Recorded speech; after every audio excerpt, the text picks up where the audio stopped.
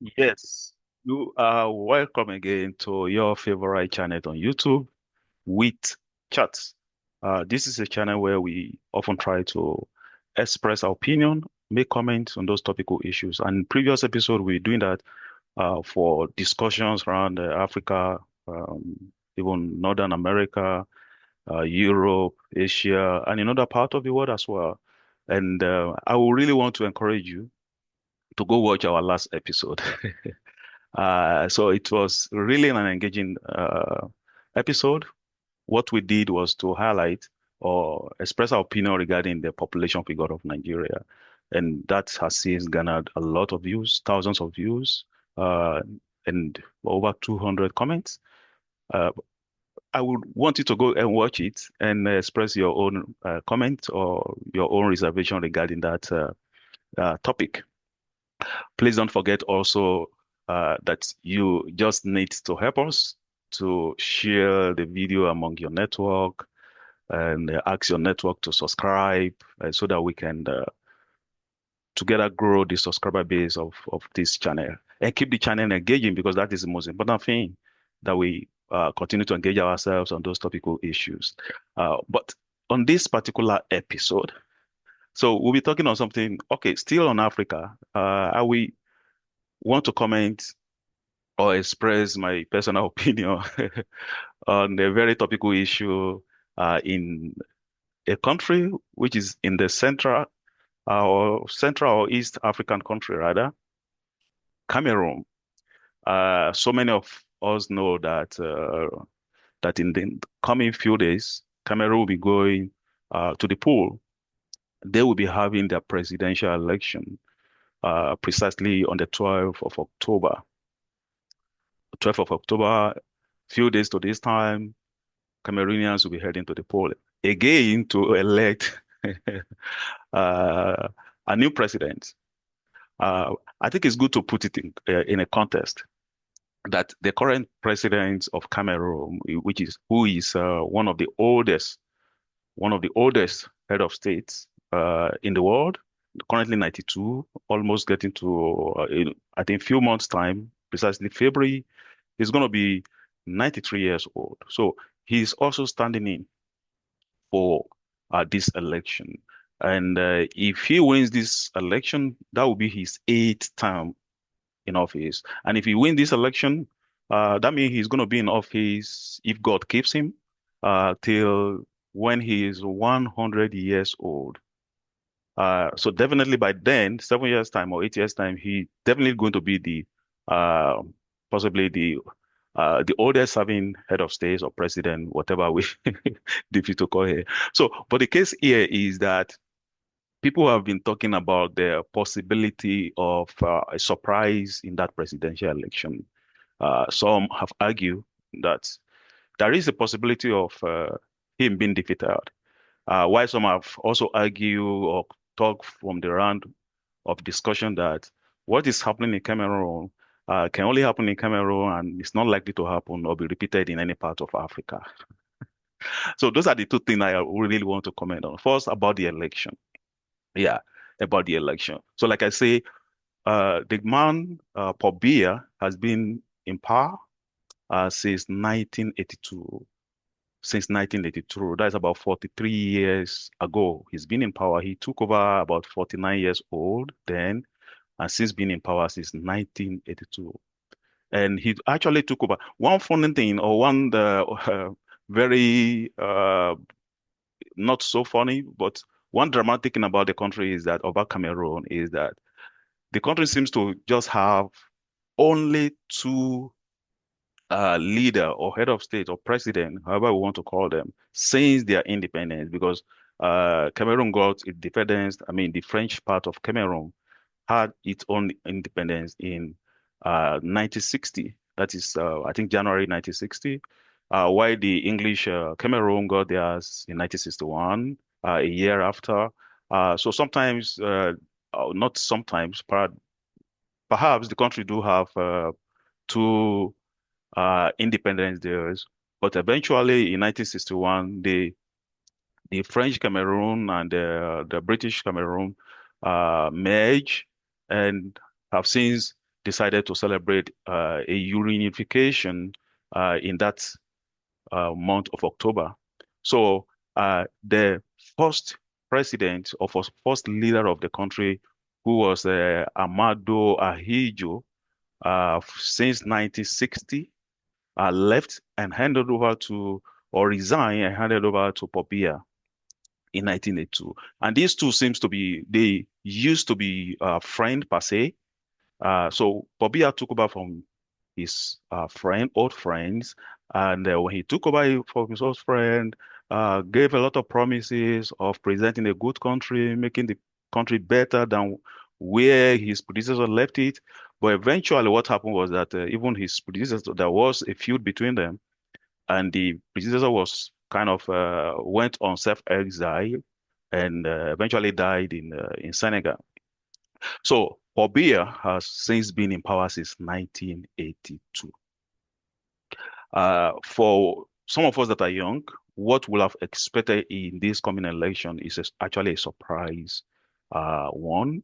That will be so, I mean, good for every young people in Cameroon, I guess. Will have loved someone new to emerge as president on October 12th. But would that be the case? I doubt. Personally, I think that is not likely to be the case. Because when you look at the situation in Africa, election in Africa is almost predictable. Uh, Especially that one of Cameroon, for instance, for someone who has been there for 43 years. So I will really say that Paul Biya will uh, win that election as usual, landslide as usual, come October 12th. And I think so. For me, I won't be surprised if he pick his eighth term. And the reason will just be that first, this is a man who have his cronies, who have his people almost in every part of the system. So he has friends, families who are being part of his government, for those long years. And these individuals are people who also would love to preserve their own interest because this is where they also get their living as well. So these are people who will make the election to be overwhelmingly won by Paul Biya as well. So his people are well entrenched, and this is the same thing we have in most part of Africa, where you see leaders perpetuate themselves, put people there who are loyalists to them, who are loyal to them, who will go to any length to defend the election and make the election, you know, a win for their masters. So, and I see that same thing playing out again in Cameroon. Uh, for someone who has been there for very long time, so he virtually have those individuals in places, in those critical places, that will definitely work for him for his victory. So for that, I think Paul Biya we have possibly. I expect that he will have uh, an outright victory in that election. And another thing is also that the main, or what we say as the main opposition candidate in the last election, who is regarded as Maurice Kamto. Maurice Kamto was a runner-up in the last presidential election, that is 7 years ago. So he will have also been a very good opposition candidate as well to Paul Biya. But what happened is that elections Cameroon, Elecom, has seized ban or kind of excluded him from this election. And the judgment was also upheld by the Cameroon Constitutional Council. So with that being said, the key leading opposition figure in Cameroon will not be in for this election as well. So that also make it so easy, almost like a straight win for Paul Biya. And again, there are about over 80 presidential candidates who have put in interest to contest for that election. But Elections Cameroon, that is the constitutional body responsible to coordinate elections in Cameroon, have since um, only um, allowed 12 candidates out of over 82 or 83 candidates.